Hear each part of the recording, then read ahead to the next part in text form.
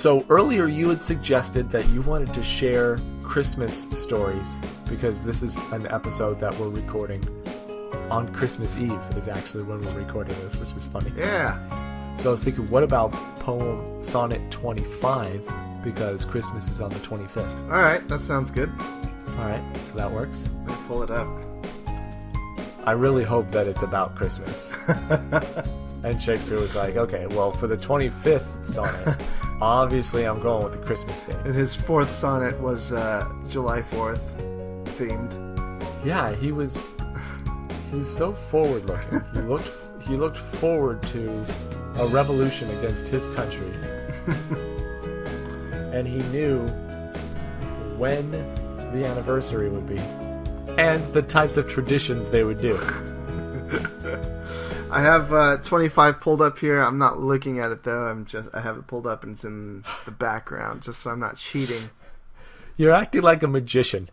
Like what we do is so magical. Look up my like sleeves. that. There's nothing up there. Check the deck I of got cards. no knowledge about this poem. I don't know anything going in. Look, not looking, ma'am. You just pick one of these poems right here. Any of these poems. I'll interpret it for you. I have not looked at these poems. I do not have any spark notes up my sleeve. I will look at them later to let you know how close I came to the right answer. Perfect. But first, well, what a party trick that would be. Pick any of these sonnets. I've never read any of them, but I will interpret it right in front of you. That's what our podcast is. All right. So begins our Christmas Eve podcast. Do you have any old school traditions that you've had in the past or currently have, maybe even? No. No? I'm. You guys don't do anything? No, we get together, but I mean, like, what time do we sit down and open presents? Or what about just... Yes, I got... Well, that's what I'm talking about. Like, that's it. This is... Yeah. And then, sometimes we would go out and do something, but yeah, no, we don't have... I'm sorry to disappoint. I thought you'd have some... I'm sure you have at least stories. There might not be traditions, right? No stories. Nothing has ever happened. On Christmas. I have no memory of any Christmas ever. Well, It's a strange medical condition. It's just Christmas related. That was a terrible condition. Yeah. I still get to keep the presents. I just don't know who gave them to me or what it was like when I got them. I just wake up on the 26th and I'm like, oh, this is what I have now. The 26th is actually kind of my Christmas. It's the day I have to accept these new things into my life, even though I have no memory of the day before. All right, so that's what Christmas means to me, some weird Twilight Zone thing. Now, what is Christmas to you? I mean, as far as traditions go, we've got this thing where we always have to eat first. You have to eat before you get to the presents. We eat every Christmas. We also do that. That's a tradition. You eat every Christmas. Wait, what time? Are you talking about in the morning? Yeah. You got breakfast. Breakfast. So you got to eat. All right. Finish everything on your plate first, and then you go. But you can't just scarf down food and then run to the presents. The last person has to be done. So my dad always set the tempo and the time by like taking his sweet time, eating his eggs and bacon. Like torturing you guys? Yeah, and he would just sit there and laugh at us. And yeah, how powerful is that he could just sit back and enjoy a meal and everyone else is tortured by his control that he has over the family. Yeah, it does help that he has absolutely nothing financial. Like, he has nothing to gain. The presents to him are going to be way worse than the presents from him. That's true. Like, he's not getting anything that's like, oh my gosh! Which is what the kids are going to be like every time they open a box. It's going to be another life changer. Where for him it's going to be like, yes, I'm going to wear this to work once. Hey, man, it doesn't get easier as we get older too, finding something for dad. Or yeah, it just keeps getting harder to find anything for anybody. Yeah, and he slowly stops wanting things at all. Like he just wants to be left alone. How dare you give up earthly desires and start accepting life as it is? How dare you stop wanting things from Sears? I can go to Sears and get you something. I can't get the enlightenment that you seek. What am I supposed to get you? So what did you get your dad anything this year? My sisters and I teamed up and got my mom and dad a new TV because they damn. They didn't have an HD TV in the house. Damn, that's a good present, man. Are they going to be like, are they going to open it and be all excited, or are they going to think, oh, now I got to set this thing up? Well, I'll set it up, and they know that I'll set it up. That's good. Although I am concerned about getting the old TV down. It's extremely heavy, and I don't want my mom or my dad helping me lift it. But then for that matter, I don't know if I want my sisters helping me either. I have nobody to help shoulder this burden that I could... I mean, I'm sure we'll get it done, but I just hate to ask any of them to help me. But obviously I can't do it myself. Well, it's okay because, surprise, I got you a lifting belt for Christmas. You did it! Yeah, that's right. Yeah! That's so awesome! Yeah, when I'm a dad, it's going to be great having that feeling of just making your son or daughter's day. Yeah. Like they open up. Have you ever seen the raisins thing? Huh. The raisins thing. Yeah. I don't think so. It's like a dad wrapped a box of raisins, and then they sat around, and the kid opens his this box, and inside is just raisins. And he's like, "It's raisins!" It's like all excited. The boy said that? Yeah. The boy was excited? Yeah, he's like... Nice. At first, I think he sounds a little confused. Like, it's raisins? But, like, eventually, I think he gets excited for it. Wow. I have not... Is this a YouTube video we're talking about? Yeah, it's old. It's really old. And he just starts... And he's genuinely excited for the raisins. Yeah, we'll check it out after this, just to... Yeah, that'll be the trivia... That'll be part of the trivia portion.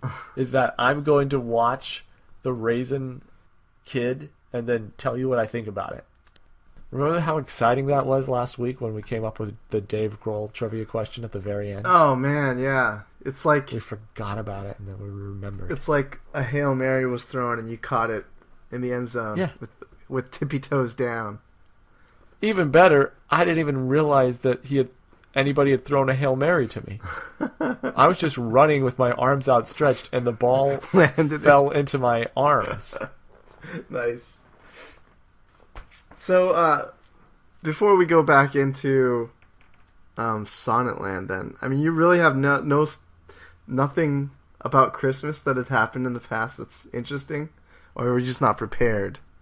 Oh, I was not prepared for sure. Oh, okay. So then I just tried to avoid the question by doing that weird, whatever, like I said, Twilight Zone type or Memento. That is only affected by Christmas. That would be a good Christmas A&E movie. The kid that couldn't remember Christmas. He has this condition where he can't remember any of the fun that he has on Christmas, and it happens every single year. And he can't remember opening the presents or the fun games they would play. But then somehow he learns that the meaning of Christmas is not remembering every detail. But pulling some real meaning out of that. Yeah, I don't know exactly how he's gonna. But yeah, Santa. I'm realizing now that that was another like avoidance. It's like the. But I just think this is really interesting. I'm very interested in this theme of not remembering Christmas. It's one of my themes as a writer that I come back to, that I explore over and over again. What if you couldn't remember Christmas? You got to keep the presents. But you just... That'd be hard, because, yeah, you'd wake up with a whole bunch of presents and be like, what are this? Every year, it'd just be awesome. Yeah. So, again, so December 26th is your Christmas. Yeah, you just wake up and your room's full. And that day you remember. Yeah. But then you want to go celebrate with your siblings. You're like, hey, I got an Xbox. They're like, yeah, we danced about that yesterday. Yeah. We're not going to dance. I want to dance now. Don't you remember all the traditions that we do every single year? We dance every year on Christmas. Well, but this is also part of the tradition, is that Scott doesn't remember Christmas the next day. What? I'm talking about the fact that you don't remember traditions. Yeah, but I remember the December 26th tradition, which is I go up to you guys and I'm like, I have no memory of yesterday. That's not a tradition. It's a medical That happens condition. every single year. It's a medical We condition. do it every single year. You guys do this, or we all participate in the same, like, I don't know, board game ritual. Like maybe we all play poker before dinner on Christmas, or do something funky like that. Always play bocce ball on Christmas, something really fun. Bocce ball. Bocce ball Yeah, is we've not done a that. Christmas sport, by the No, way. hey, see, the one thing I bring to the table and you criticize. You see why I didn't open up? You played bocce ball on Christmas? Yes, we have. There's we something. Played croquet. Yeah, but you've already poo-pooed it. You knew I was going to. No, I didn't. I was waiting just to... I was coming at it very carefully, and you swatted it away. Well, I guess any holiday is bocce ball season in California, technically. Feels like the majority of my Christmases in my life, in the past 32 years, like the sun has been out, it's been crisp, but not cold. It's been very nice. Yep. Good job, Southern California Christmas. It's almost never raining on Christmas, too. Almost never. Man. What if you guys play bocce ball tomorrow at the beach? It's like the perfect place to play bocce ball. That's a bit much. It's an old tradition. It's a 20-year-old tradition. Yeah. No, but It's a little but I don't know, you're gonna outside. get sand in your shoes, or you're gonna have to take off your shoes, and then you have to find a place to park. Look, it's a lot of work to just play some bocce ball. We're thinking maybe just go for a little walk. That's what I was thinking. By the way, bocce ball, one of the laziest sports that you could probably do. So it's why would you mostly want to played work for holding that? a beer or a solo cup. Why would you want to work for bocce ball? That's what I'm saying. Bocce ball is something that has to very easily happen. Just, Volleyball is something that you're going to want to set up. You're like, hey, let's go play some volleyball. Yeah, okay, ready? I'm ready. You're ready. Let's go. Bocce ball is like, hey, look, there's bocce ball. Yeah, let's play bocce ball. You don't want to go set up and prepare for bocce ball. nice. All right, should we get into this? Yes, Sonnet 25. We don't know anything about this poem. Ready, Mike? Ready. Read us Sonnet 25. Sonnet 25. Let those who are in favor with their stars of public honor and proud titles boast, whilst I, whom fortune of such triumph bars, unlooked for joy in that I honor most. Great princes, favorites their fair leaves spread, but as the marigold at the sun's eye, and in themselves their pride lies buried. For at a frown they in their glory die. The painful warrior famous for fight, after 1,000 victories once foiled, is from the book of honored raised quite, and all the rest forgot which he toiled. Then happy I that love and am beloved, where I may not remove nor be removed. It was like a tongue twister. Yeah, I didn't get much. Didn't get much out of it. Me neither. Also, so are you on Shakespeare-online.com? No, Shakespeare's-sonnets. And for you it says, the painful warrior famous for fight. Which line is that? Oh, there it is. Yeah. Yeah. The painful warrior famous for fight. F-I-G-H-T. Wow. On Shakespeare-online.com it says, the painful warrior famous for worth. But then it doesn't rhyme with quite down there. The painful warrior famous for worth, after 1,000 victories once foiled, is from the book of honor raised quite. Raised? And all the rest forgot, for which he toiled. Is that razzed or raised?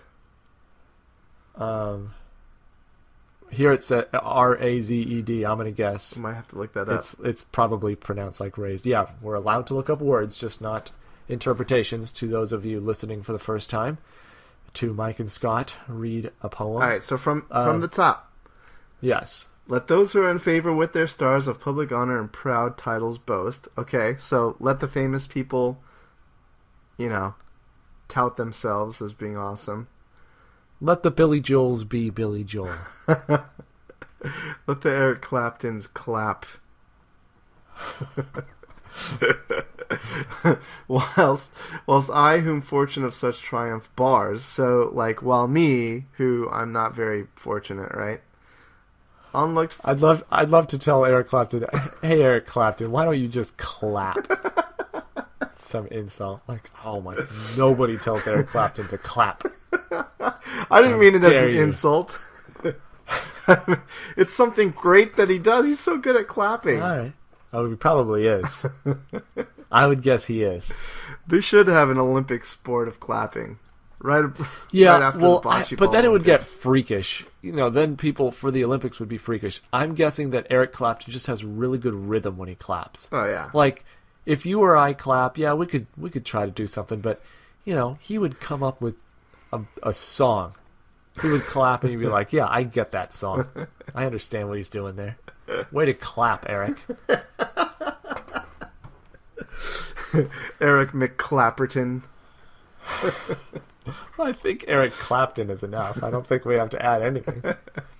Okay, so let all the people who are famous and fortune is good with do their thing and boast and be proud, while I, who have no fortune, unlooked for joy in that I honor most.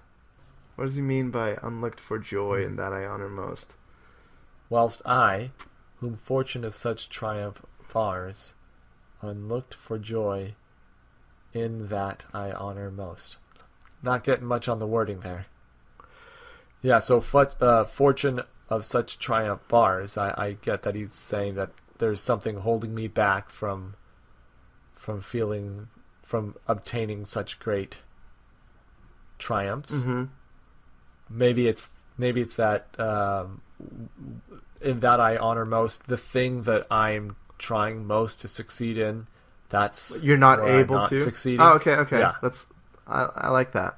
My one thing, and I'm not doing it. All right. Great princes' favorites, their fair leaves spread, but as the marigold at the sun's eye, and in themselves their pride lies buried, for at frown they in their glory die. Oh, jeez. Is this about flowers and stuff? What is princes? Is that a possessive of a plural? I think so. It's got apostrophe after the S. Yeah. Nobody does that to Scott Yarbrough and gets away with it. I hate apostrophes after the S. It's too much for me to think about. A whole bunch of people possessing something? Okay. It sounds communist to me. All right. The apostrophe after the S is a total socialistic... okay. It's communism, I tell ya. Socialism. Great. It's Obama. Obama puts an apostrophe after the S. Great princess. Rand Paul is not going to do that. he puts the apostrophe where it belongs, before the S. Individual rights. Oh man, that's actually awesome. Where does your leader put the apostrophe? So great princes' favorites their fair leaves spread, but as the marigold at the sun's eye. Are you getting anything sexual out of their fair leaves spread? No, I wasn't, but now I will. I'm not telling you to. I don't know. Great princes' favorites, and it's spelled in that British way here with a U in favorites.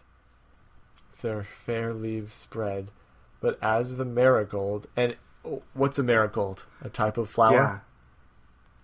Anything I should know about a marigold that would help me here? Not sure. Well, let's finish this quatrain. And in themselves their pride lies buried, for at a frown they in their glory die. Okay, so is that kind of saying when you talk some trash about these guys, they instantly... Well, I think that they are vain people because they put all of their pride in themselves. Oh, their fair leaves spread? Maybe it's kind of like a peacock. So not sexual, but a look at me type of thing. But as the marigold at the sun's eye. Maybe this is, I'm going to go way out on a limb here. Maybe a marigold has a thing on it called the sun's eye. Mm-hmm. I think we have to look it up if that's going to be true. I'm looking way too into that. But anyway, okay, so I'm thinking that it has maybe something to do with peacocking. You put your pride in your looks, maybe. And for out of frown, they in their glory die. So if their peacocking doesn't work, they are going to fall hard. That sounds good. We'll see. We'll see. We'll see. We might have to change that. The painful warrior famous for fight, after 1,000 victories once foiled, is from the book of honor raised quite. Raised like razor? Like shaved, you think? Yeah, or gotten rid of, maybe. I like this quatrain, actually. I think I understand it. A warrior is famous for fighting. He can win 1,000 times, but once he loses all his honor. Basically, the only thing that people remember is his loss, because he's dead. And for the rest of the time, people just forget that he was so honored before. Now all they know is that he's just a loser. Once you go down, you don't get back up. People forget all that you worked There's for. no getting back up on that bike, or on that horse. No. What do you think? Do you think that's what that means? Yeah, I do. That's really well put. What is this whole thing about? Let's get to the couplet, and hopefully it helps us put it all together. Then happy I that love and am beloved. So I'm happy because I love and am able to love, where I may not remove nor be removed. I'm sensing he's talking about the fact that, like, the love that he's feeling is kind of living forever. I'm putting my my pride in this person, and that person is putting their pride in me, and so you can't remove us so easily because our pride is not, it doesn't lie buried within ourselves. Nice. As you said earlier. Okay, so I think from my perspective on this, I think love kind of trumps all other things like pride, honor, winning fights forever, reputation. Happiness in love is more important. What do you think? There are going to be people out there who are the Matthew McConaughey's of the world, you know what I mean? There's just Matthew McConaughey's out there. And that's fine. That's not going to happen to me.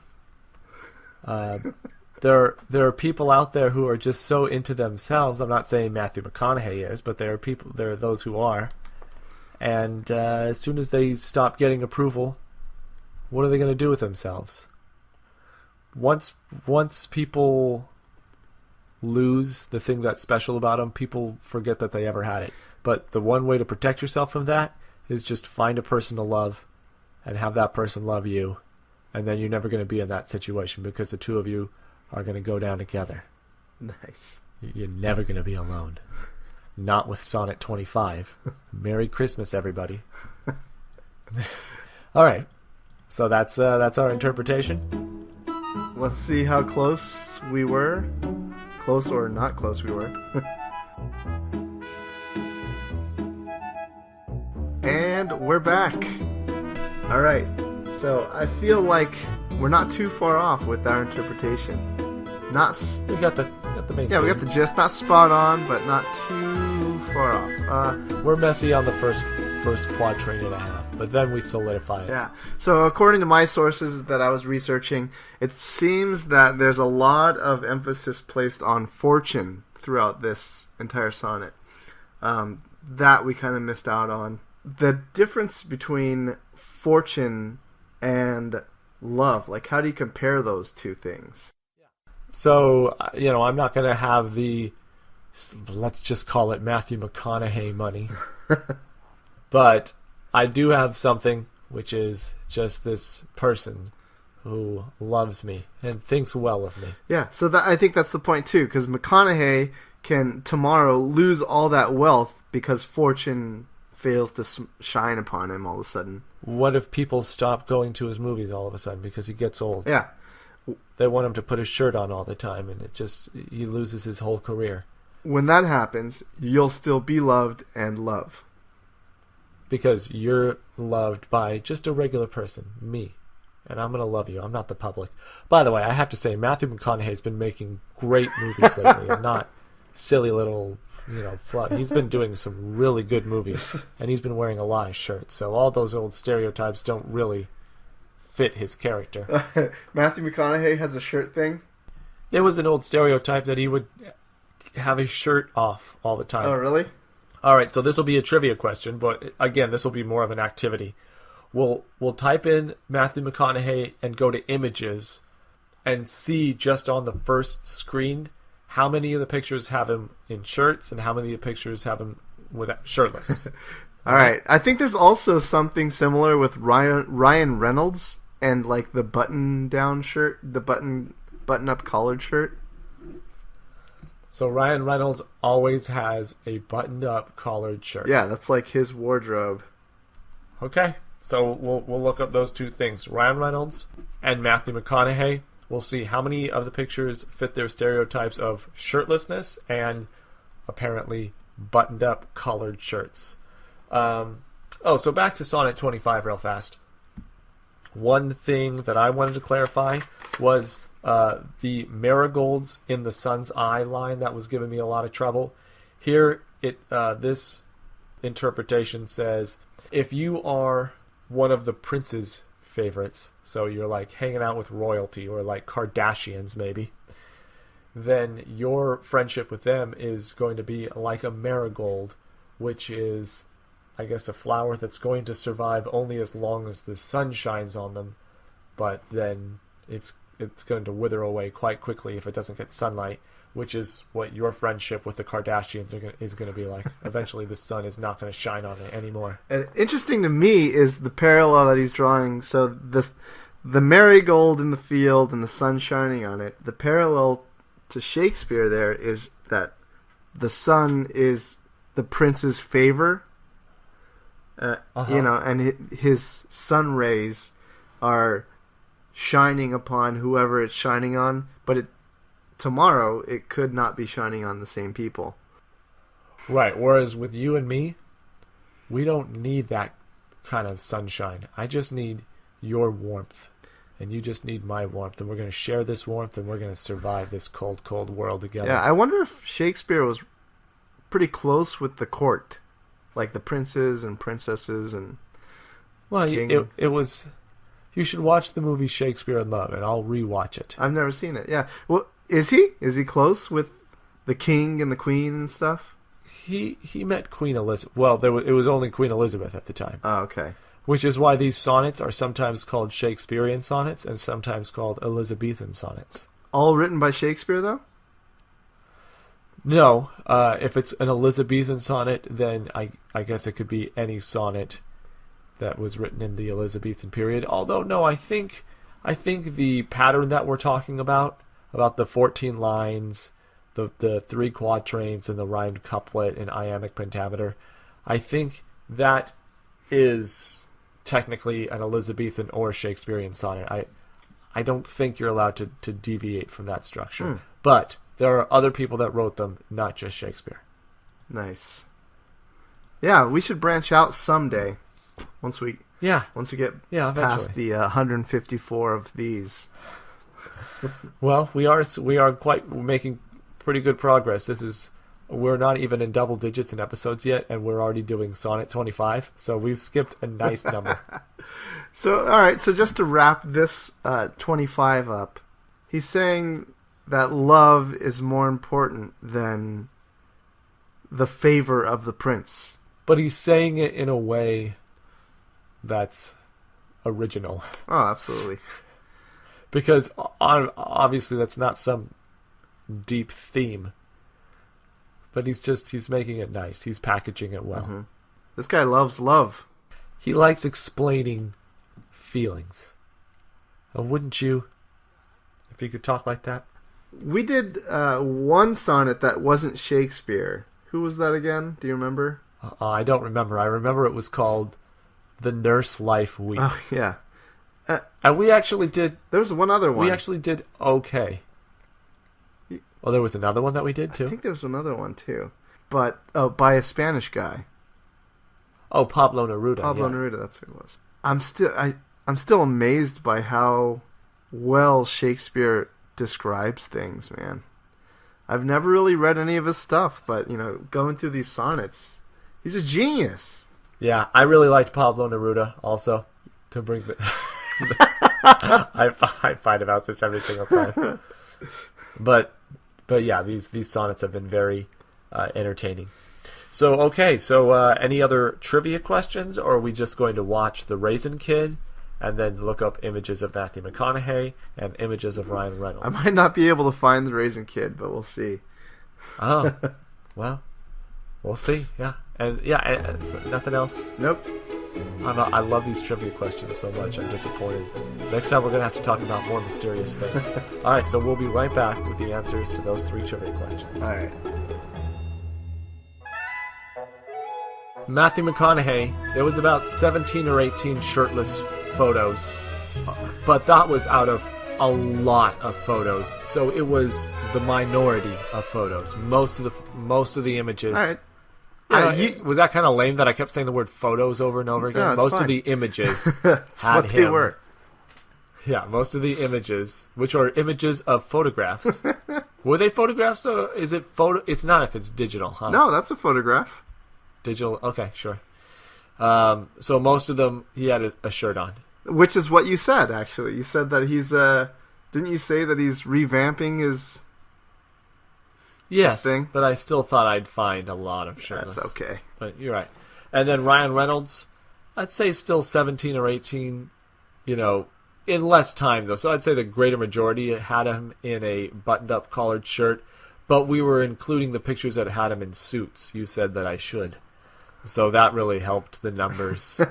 So I wouldn't, from the images I saw, I wouldn't label him as a collar wearer. We're so off on this week's trivia. But you were right about Raisin Kid being very entertaining, and he has many different years recorded. Yeah, it's from an old blog that I used to read way back called The Sneeze, thesneeze.com. And for Christmas one year, the guy who writes the blog decided to wrap up a box of raisins, like the small little kind that you can hold in your hand. He also had a really cool electronic drum set, and for some odd reason, his 3-year-old kid was more excited about the raisins than he was the drum kit. Yeah, I really enjoyed listening to it. So that was your Christmas present to me this year. You're welcome. And as always, I forgot to get you anything. That's okay. That's what I expected. You know why? Because that's one of our Christmas traditions. I forgot. Well, it's because you can never remember Christmas, but I always remind you. Yeah, it's a medical condition. It's very rare, and it's very rare that it actually causes a problem. What if the guy with that medical condition was he get really, really defensive about it? Look, just don't bring up Christmas, okay? I do not remember it. He knows the concept exists. He knows it's something that happens each year. And he knows the next day he gets a whole bunch of presents. He knows when it's coming. He just can't remember the day for the life of him. Yeah, he knows to ask Santa Claus for stuff. He's seen all the movies. But nothing that's ever happened on Christmas sticks in his mind. He tried to fake it for a few years there, but he had to come true to himself. They started asking him, hey, remember when you fell and broke a tooth? Yeah, it happened on Christmas. Yeah, but do you remember what you said? Yeah, but you remind me. No, seriously. We think you don't remember Christmas, and we want you to prove that you do. What? Mom. Do you know anybody who's like that, by the way? Who would suspect you of not remembering Christmas? No, just like when they suspect something, they call you out on it, and then like as you try to dance around it, they call you out on the dancing around and Yeah. Yeah, why can't you go? But you said that was canceled. No, why can't you go there? yeah. Because it seems like Wait, you said that other thing was canceled, but now you still can't come to this. So, like, what's the reason that you can't come to this? Do you not want Yeah, to? you said- or do you actually have a you reason? said you were hanging out with your girlfriend, but I looked up on Facebook. Looks like you guys broke up 2 weeks ago. Yeah, you don't have a girlfriend, so why aren't you coming? Why aren't you coming out with No, us? your Aunt Gertrude died last year. It's what you told me when you said that you wouldn't come out to my Christmas pageant. It's always your Aunt Gertrude. So I looked it up. She's still alive. She's still alive? I've tracked her.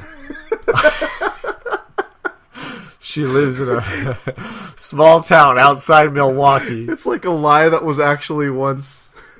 He said it truthfully. No, he really thought his Aunt Gertrude was dead, and this woman, or whoever this person is that's calling him on the lie, actually researched, tracked down the clues, tracked down Aunt Gertrude, find out she's been living a double life. She set up shop 15 miles out of Milwaukee.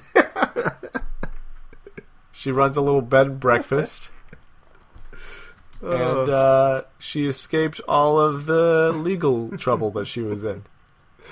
If you want to go talk to her, you can. I know where she lives. Anyway, so you're not... She didn't die, so why aren't you coming? So why aren't you coming out with us? We're going to go do karaoke. Why'd you say No, don't no? change the subject. Just say it. Oh, I want to go see my Aunt Gertrude. Well, first, you're going to go do some karaoke with us, and then maybe I give you the address. Okay, I'll do anything you want. All right, so that's Aunt Gertrude's story for this week. Every week we should come up with a story for Aunt Gertrude. Nice. Every Christmas. Every Christmas? Maybe that we can do. That's our tradition. Yeah, every Christmas we come up with a new chapter in the Aunt Gertrude saga. This year, it's that she's still alive. We'll see what happens next year. Thanks for listening to the Christmas episode, which, by the way, is, as soon as we upload these, we'll upload this one like somewhere in the middle of February. And people are going to be like, oh, this is the Christmas episode? It's February 9th. Oh, yeah, that's true. Yeah, that's great.